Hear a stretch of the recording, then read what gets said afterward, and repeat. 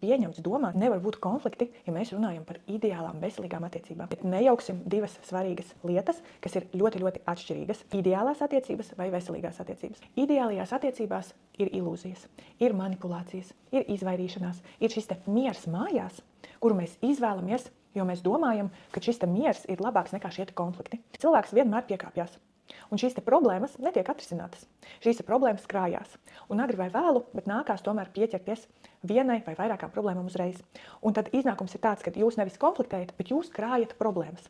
Tātad jūs nevis strīdaties, bet dzīvojat bez konkrētas vienošanās, kā mums turpmāk dzīvot foršāk, veselīgāk, patīkamāk, mierīgāk un drošāk.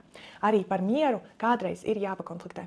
Bet šī te klusā karošana, šī te klusā cīņa par ideālajām attiecībām pilnīgi noteikti nav veselīgāka par 5-10 minūšu konfliktu, kurā varbūt kādreiz kāds paceļ balsi vai varbūt kādreiz kāds bargāk, asāk izsakās, ja? Bet gala rezultātā ieguvēji ir visi.